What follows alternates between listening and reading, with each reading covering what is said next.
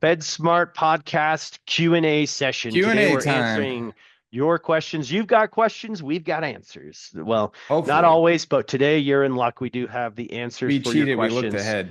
ahead. Yeah, well, we planned it out. So we're able to only answer questions that we do know the answer to. But at FedSmart, we always try to answer questions where again we've seen it in writing from OPM or TSP or whoever the respective source. So we're giving correct information because there's all kinds of muddied and incorrect information, even given by ChatGPT, as we talked about in the Oh, last yeah. Q&A session. What was it? 51% of the time, Oh, man. it's I feel giving like it's incorrect going downhill a information. little bit. Like Yeah. now it's like, wait, that's totally off. Where before it's like, okay, that does sound right. So I don't know what's Yeah. going on there, but Yeah, so Stephen and I use ChatGPT sometimes for like grammar and things, and sometimes it'll change some of our answers, and we're like, "Well, that's not right. Where'd you get that?" And like from a Reddit blog and somebody's opinion. So, as you saw in our last session, be careful with ChatGPT. But we are not ChatGPT because we also have compliance. Everything we say also is approved and double checked, and so it's great. So we're going to give you guys good information as far as answering your questions, and then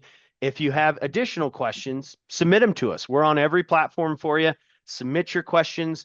The questions we're getting most consistent, we will answer them for you. And you don't have to wait for an episode. We try to get you an answer on the different platforms as well. So we've got three really good questions we're going to answer for you guys today. And then, like I said, we've got more that are going to be coming in the coming weeks. But the first question that we get a lot, we were talking on a previous episode about withdrawing from the TSP and the proportional rule. And some people, Stephen, were taking that and they were asking, when I withdraw from my TSP, does that mean I have to pull from every withdrawal, some from the Roth TSP and some from the traditional? If I have both accounts, do I have to pull from both of those? And we're going to go through that.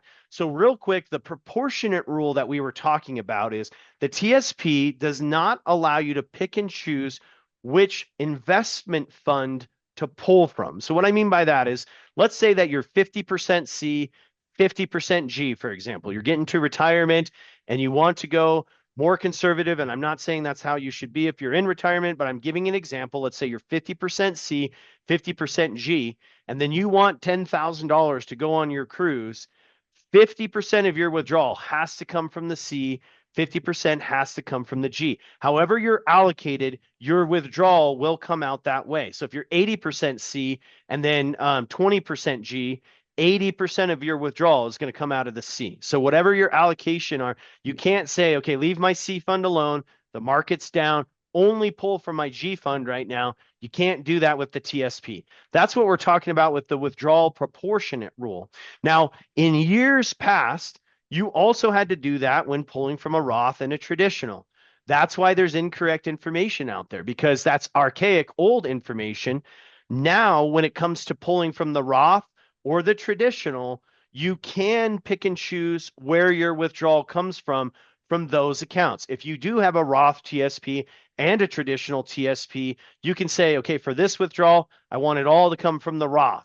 Or for this withdrawal, I want it all to come from the traditional, or I want some from both. You can pick and choose now which account to pull from. But again, within those accounts, how you're allocated, your withdrawal must come out proportionate. And so that's why that rule and that's why that answer gets muddied sometimes. You can pick and choose, pull from the Roth or the traditional or both.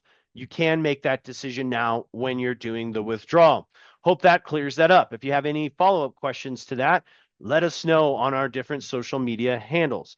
Now, Stephen, with a lot of people separating in 2025 under early retirements and just going because of stress and things like that, we've had a lot of people retire and take maybe early outs before their MRA. So we're getting a lot of questions. Jesse, how does the supplement work if I'm eligible under a early out, but I haven't reached my MRA? Is the supplement automatic? How's the supplement going to work? Stephen, paint that picture for somebody who retired before.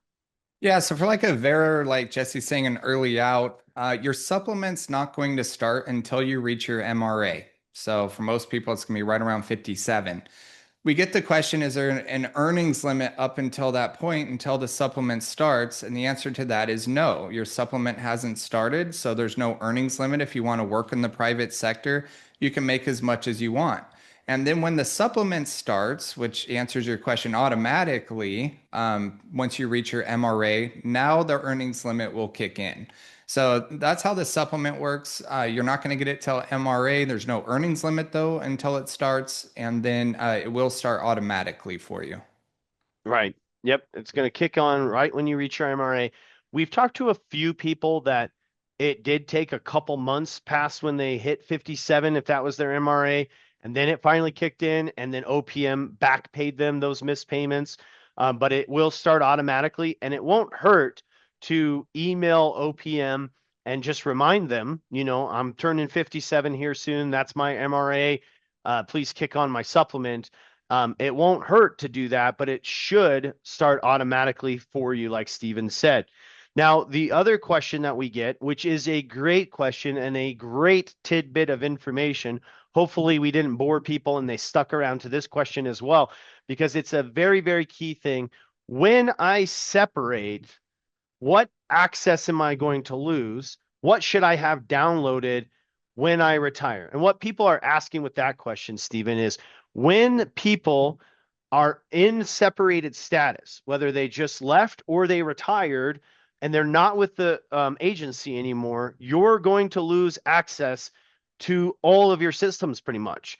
So your employee express or your employee personnel files and things like that that you logged into and your emails and all of those systems, you're now locked out of. And most of the time it is set like clockwork on your separation date. So if you forget, and then also like somebody says they send back your certified summary of federal service and you say, no, that's not correct. Like look at my SF50s and things like that. And you want to go find an SF50, you're not going to be able to get to those anymore by logging in. So you want to download all your SF50s, all of your information that you want to have handy. Any emails, if your friend sent over to your work email that chili recipe that you want forever, you got to forward that to your personal email, or you've got to download it or print off that email. You're going to lose access to your emails as well as soon as you hit separated status. So basically, people ask, well, what do we need to download? The simple answer is everything. Everything that you want to have access to, you need to download. And the great news is you don't just have to print it out and have a stack of pages, 200. What I recommend is you get a memory stick, plug it into your computer, download. Obviously, don't take any information that's private to the agency. Don't get in trouble and anything that's not you. We're talking about your employee personnel file, like all your SF50s and so on and so forth. Download those and put them on a memory stick, or if you have tons and tons of memory on your computer, put it on your computer, but download that and have access to that so that you can go search those if you need it, and you'll always have your access. What you're going to get when you retire, Stephen, you're going to get a separate login at OPM Services website, which is kind of like your retirement file, but all of your active employee file that you had while working is now gone. You don't have access to that. It's only going to be there if you've downloaded it. So download all the information you want before you retire. Because you're just putting it on a stick, which you can get for like $10 now. That's like a 2 gig, 10 gig, 1 terabyte. I mean, it's crazy the storage you can get.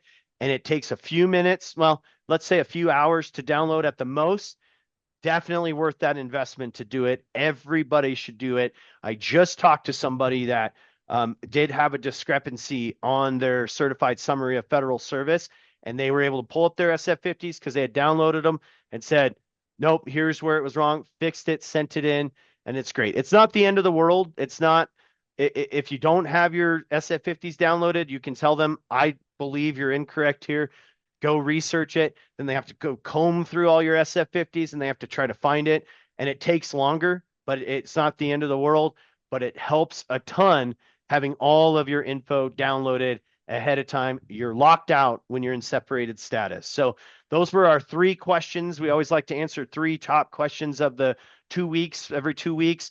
So if you have any other questions or follow-up questions them to coming. what we just keep them coming. We're loving it. Our community, our YouTube channel is over 50,000 subscribers now. Our Facebook page is over 100,000 subscribers. We got over 25 million views in 2025. So we're getting a lot of good questions. Keep them coming. Follow-up questions. Hit us up on any of those social media channels. We're on fedsmartretirement.com. We love our FedSmart community. Appreciate all of you. We'll see you in a couple weeks on the next one. FedSmart Podcast is meant for informational purposes only and should not be taken as financial advice or tax advice. FedSmart Podcast is not affiliated with any government agency or OPM. Jesse Black and Steven Puckett offer advisory services through Integrity Wealth. Integrity Wealth and FedSmart are not affiliated. If you'd like an appointment, please go to fedsmartretirement.com and schedule a free one-on-one appointment. Thank you.